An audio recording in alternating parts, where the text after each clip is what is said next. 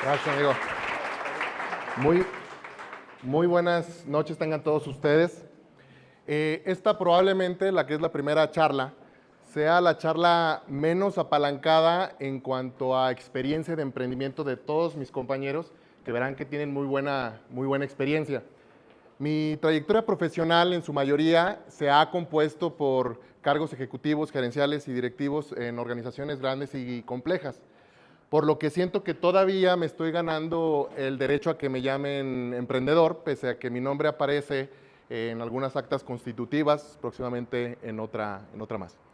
Dicho lo anterior, me parece que el mayor valor que yo pueda compartirles a ustedes no sea tanto un consejo, sino más bien una serie de reflexiones que les puedan servir en su proceso de emprendimiento para que cuestionemos esas certezas que a veces se nos arraigan mucho o demasiado y que nos impiden tomar decisiones mucho más estratégicas.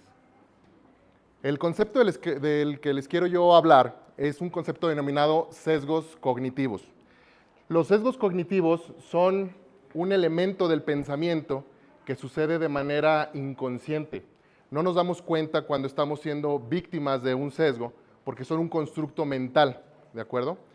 Lo que es importante y lo que me gustaría transmitirles como mensaje es que cuando estén tomando decisiones importantes en su empresa, cuando estén hablando con socios, con clientes, identifiquen que hay por ahí un elefante en la habitación, que cuestionen esas certezas y que entonces busquemos más información que nos lleve a tomar decisiones mucho más objetivas. Por definición, entonces, ¿qué es un sesgo cognitivo?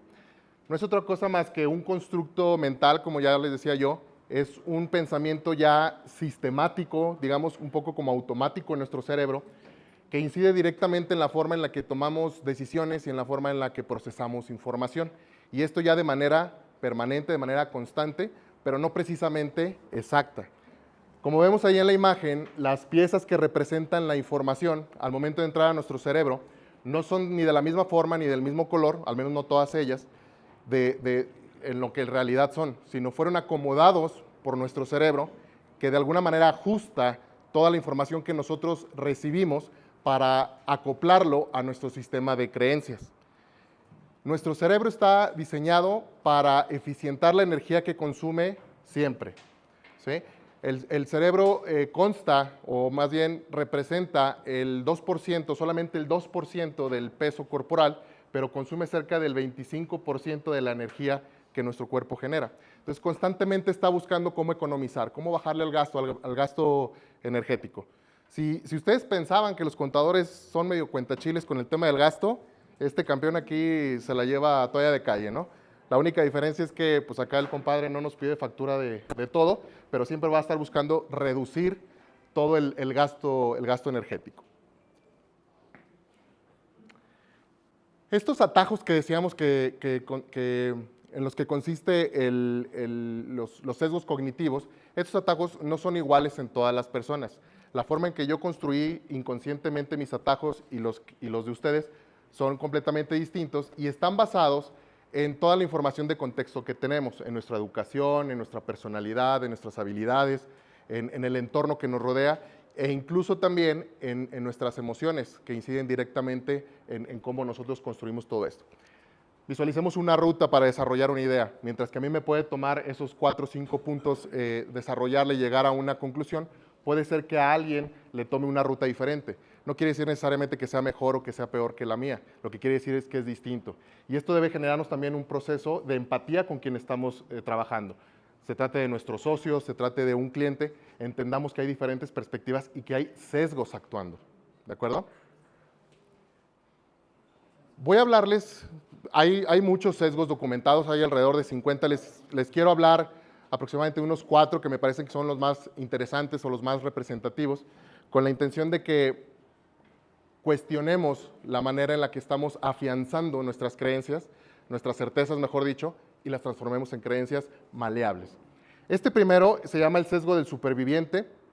Hay una historia de la Segunda Guerra Mundial donde contrataron a una serie de especialistas en estadística de una universidad y por un científico cuyo nombre nomás no logro grabarme, y lo que hicieron fue mapear los aviones que regresaban de vuelo e identificaron una distribución de los datos de dónde estaban siendo más golpeados los aviones.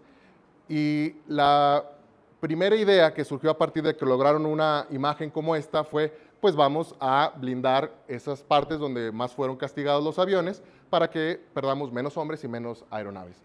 Este científico del que les hablo justamente propuso lo contrario. Dijo, mejor vamos a blindar aquellas áreas de donde no tenemos datos porque esos fueron aviones que no regresaron, fueron aviones que se perdieron en combate.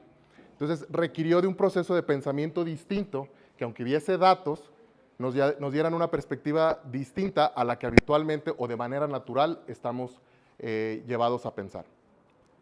El siguiente es un sesgo que se denomina el sesgo del falso consenso, y lo que nos dice es que en la realidad, pese a lo que creamos, hay menos personas que están de acuerdo con nuestras ideas de las que habitualmente contamos, ¿sí? Palabras como todo el mundo quiere esto, todo el mundo ama mi servicio, a nadie le encanta eso, son precisamente materializaciones de este tipo de sesgo, que es uno de los más comunes, por favor. Otro sesgo es la ilusión de agrupamiento.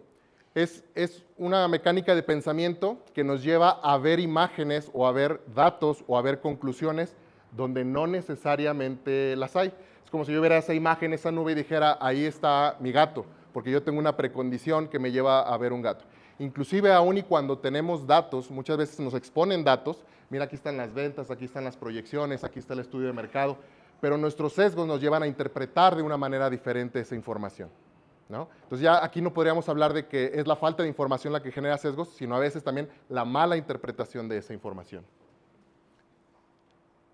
Hay otro sesgo que se llama el efecto halo, el efecto aureola, que lo que hace es que cuando vemos algún rasgo positivo en alguna persona, en algún negocio, en alguna idea o en algún producto, solemos trasladar ese rasgo positivo hacia todo lo demás, y eso muchas veces hace que no veamos los puntos flacos de nuestra propuesta.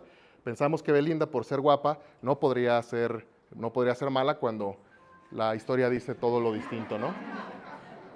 Siguiente, por favor. La falacia del apostador, lo que nos dice es que a veces pensamos que los eventos pasados tienen una incidencia en los eventos futuros. Cuando de azar se trata, por más que hayamos perdido 9 tiros seguidos, no quiere decir que va a cambiar nuestra suerte por esa historia. Va a cambiar probablemente porque así tocaban las probabilidades, que esas no cambian. Pero no es necesariamente debido a que ya tuviéramos tiros cerrados previamente. Esto, los invito a que consulten, hay mucha más bibliografía. De hecho, al final les voy a dejar un QR para que puedan revisar una infografía que tiene estos 50 sesgos que estuve investigando. Pareciera ser así superficialmente que este tema de los sesgos cognitivos es un juego como de, pues entonces nada es lo que parece, y entonces, pues, si no es lo que parece, ¿en qué creemos? Y entonces, ¿cómo tomo decisiones? En realidad son reflexiones mucho más profundas que eso. Se trata de que simplemente hagamos conciencia de que tanto yo como mis colaboradores, mis socios, mis clientes, estamos teniendo necesariamente un sesgo basado en lo que ya decíamos, y entonces encontremos puentes de empatía y sobre todo que busquemos información que nos ayude a tomar mejores decisiones. Ahora bien, estamos en una época en la que parece ser que lo que sobra es información, con tanto fake news y demás, de pronto pareciera ser un panorama muy complejo. Entonces, ¿qué es lo que nos puede salvar o qué es lo que nos puede ayudar para sortear mejor este tipo de sesgos? Pues simplemente el cuestionarnos, ¿no? La información hace una parte del trabajo, la información al tenerla podemos basarnos en una plataforma mucho más subjetiva, pero el cuestionarnos siempre va a ser la mejor alternativa y de hecho es uno de nuestros principales rasgos evolutivos, el podernos cuestionar es lo que ha permitido el desarrollo humano y es lo que eventualmente llevará sus emprendimientos al éxito para que logren hacer de su idea, de su proyecto, de su empresa, una mejor idea cada vez más. Muchísimas gracias y bienvenidos.